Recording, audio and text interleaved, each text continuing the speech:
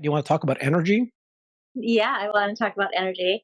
I mean, if you think about that, that was 3.7 gigawatt hours for the quarter, and the capability of Lathrop is going to be 40 gigawatt hours for the year. So if you look at what energy did, I think was it 1.5 billion? Do you have that number in front of you? I think it was 1.5 billion in the quarter. It's going to approximately four times just with when Lathrop is ramped. Of course, now the timing when energy products is booked, where Tesla can account for the product, is going to be very variable quarter to quarter. And people, as energy becomes more into the picture, need to be aware of this because these big projects, they don't want one megapack delivered. They want the entire project delivered at the time when the site is ready. And then there's some triggers in the contract, and that there's a point that Tesla can book that revenue. So they could have all the megapacks delivered and it might book the next quarter. But we're also going to see 40 megawatt hours coming online from Shanghai. So this is starting to be a significant revenue. And as much as I love energy, we have to also talk about the other services that were also a large contributor of, I wish I had the numbers in front of me. I believe it was 8% of the revenue for this quarter was coming from superchargers, from service, from insurance. So we're really starting to see Tesla diversify out of just the car company and being able to do that and have these other revenue streams come in while still working on these massive growth and disruptive areas for the future, like AI, like robotaxi, like Tesla being used as a distributed electric utility. They talked about that energy project in Texas, where people are being able to sell back to the grid. Just a lot of exciting things that are going on here. Yeah, and from just a year on year, there Elon said that energy is it's going to outpace auto here, at least auto hardware, and there's about 225% more deployments, in this quarter versus last year, and the gross margins. I mean, they've taken a nice jump up, about 70% higher, jumping up to 18. So this thing is, as Amy said, like they're not at full capacity and full run rate out of this factory yet. So to be achieving these gross margins this early is pretty exciting, and I'm thinking they have a path potentially to overshoot what they've previously promised. This should be a pretty high gross margin operation, and when I say the operation, I mean the hardware, the software, the services, and everything. So deployments way up, gross margins up. That's a really good move on energy so far. Yeah. Let me show this this table here. So it says here profit. I know it's hard to read, so let me go ahead and make that larger if I can. But look at the profit line. Let's read that a little bit. It says, while we continue to execute innovations to reduce the cost of manufacturing and operations, over time, sorry, we expect our hardware-related profits to be accompanied by an acceleration of AI, software, and this is the kicker: fleet-based profits.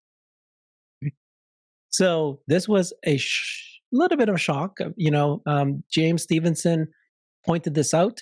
What did you mean by fleet-based profits? And so he sent a tweet to Elon saying, what do you mean by fleet-based profits? Elon replied with an emoji of a kind of a smirking. It was a smirk, Jeff? Was that a smirking? Yeah. It wasn't a winking. It's like this emoji. Mm. So what do you think about that? I mean, I think obviously this is they're already putting it into their financials that the profit is going to, you're going to get AI, you're going to get software, you're going to get other profits that's going to start to really add to this. And they're so confident that they're adding in there. But my interpretation of fleet-based profits is the fleet of cars that is already out there as they turn on FSD, as robotaxi starts happening. And then the other interpretation could be that they themselves, Tesla, will have their own fleet. I don't think that that's in fruition yet, but that might be what it's referring to. What do you guys think when you saw that? Yeah, just fleets of all their hardware. I mean, they have auto fleets. They're going to have energy fleets. They're going to have robo taxis.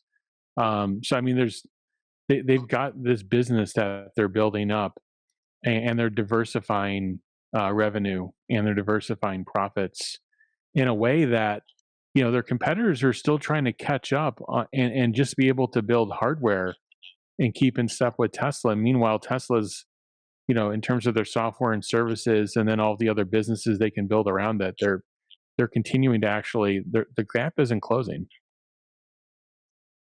Yeah. Yeah, This is I felt the same, that it was an exciting choice of words. And when you combine the prospect of Tesla operating these fleets and generating additional income off of it that is removed from manufacturing.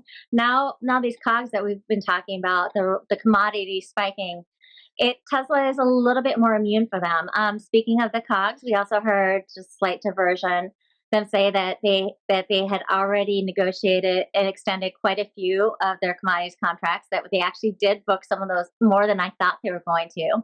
Of decreased commodity costs in all aspects of the battery in the quarter, and they were seeing a lot of opportunity to extend those contracts out on a fixed cost basis through the end of the year. So that was very, very positive.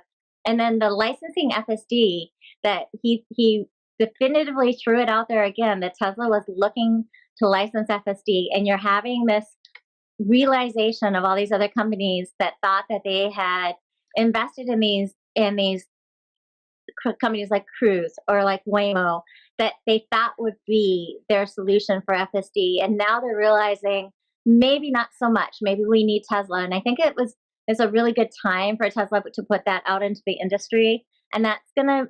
Tesla has always been a tech company, a software company, an innovation company, and we're really going to see that when Tesla starts licensing FSD to other manufacturers, which, in my opinion, is pretty much a given. I just because there's not going to be many people that have the data, the talent, the processing power. 100 exaflops coming. Is that the correct term? yep. By the end of the year, like, I have to start speaking a new vocabulary now. Like 100 exaflops was never in our vocabulary when we talked about Tesla before, but now it will be. I don't think it's in anybody's vocabulary because nobody ever assumed that there could be possibly 100 exaflops. The fifth largest computer is like, what, 5% of that? And then, they expect to be the fifth largest computer by January 2024. And then by the end of the year, 100, like 20 times bigger than that. So if you look at some of the numbers, it looks like that it was out of the park. I like this tweet from Ray, and it basically looks at three things: revenue, energy, and services. So revenue rose 46% to 21 billion, energy rose 74% to 1.5 billion, and Tesla services and other revenue also went up. That's the stuff you guys were saying, 47%. So things are moving very well. They reiterated the 1.8 million cars for the end of this year. And in fact, the language certainly looked like that they're almost saying, yeah, we think we can get 50% growth this year. I don't know if you guys saw that, but it was couched, of course. But so was there anything that you thought was a little bit not was surprising to you when you saw the numbers today? I would say just one quick comment back on the COGS. It doesn't get said enough, but if you look at the inflationary environment last year, and then you look at the fact that they had the COVID interruptions in Shanghai and really in the U.S. as well, they had the delivery wave issue at the end. So basically, they were expediting inbound material. They were expediting labor to convert that material, and like basically surging labor in the factory. And then they were expediting logistics outbound of the factory when logistics were at all-time high, container freight, truck freight, and so forth. And they just didn't have availability of some of this, where they were missing numbers in Q3 and Q4, if you remember. Now, this year is the reverse of it. So they've mechanically with their supply chain and with their manufacturing process, they've reduced the percent of product they're building in the third month every single quarter. And so what they did is they gave themselves headroom on COGS. They got rid of a lot of the expedites by doing that. And then with the inbound commodities coming down together, and the fact that they turn inventory so quickly, they're able to, what they were saying on the contracts basically is, we're able to accelerate and do some renegotiations on these things much more quickly than a standard operation. So I just want people to understand, like, this COGS acceleration can probably continue into the second half, and they've got a nice recipe as they continue to flatten this delivery wave. And again, they kind of I like what they did with expectations on production in Q3. Say, look, we're going to improve our lines potentially for new product. They didn't say, but they're also going to flatten that delivery wave further, and these inbound costs and freight logistics costs are much lower. So I think that was super.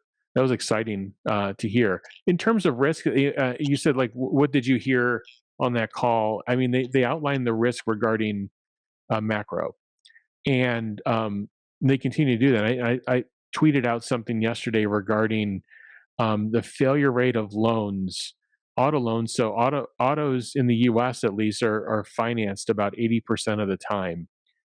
And the New York Fed released a stat that we're at a 10-year high. Not since 2013, we've got about a 14% failure on loans going out for auto. And that's a 10-year high. So, but the perspective I put on that is if you look at that 14%, let's say those 14% of people don't have the capital to get a car, you still have to look at the EV adoption rate as a percent of total auto and understand that if it's growing at 35 to 50% it's growing at 50% in the US, it's growing even higher in other regions, that will outstrip that loan failure rate. So it's a problem. It should be acknowledged and it's a risk. But this EV as a percent of auto growth seems to outstrip a lot of these risks and concerns. Yeah. It's again, you just think about it. There really wasn't anything that I heard that was negative, except for the macro, and macro affects everybody. And it's like when you think about what they're doing. This is during a time of terrible macro. They talked about this. They had to cut prices, but even then, they're able to continue to build all of these cars. And there's going to be. You guys realize there's going to be 2 new vehicles, right? There's the CyberTruck that's being launched, and then there's the revised Model 3. Those 2 might actually happen in the next quarter. Then you've got the next gen platform that's being created, the dedicated robo-taxi that's coming out next month. You've got Giga Mexico that's back on track. I was hoping that they were going to announce that there were going to be a groundbreaking for that, because according to the governor of Mexico, they are nuevo. People are making fun of me because I can't say that word. He said that it's back on track and it can happen at any moment. But if you think about everything they're doing, FSD, the Dojo, which is they clarified they're going to spend $1 billion, and he didn't want to say exact numbers, but he said, it's $1 billion. That's significant. And yet to come out with $1 billion of free cash flow when you're doing that.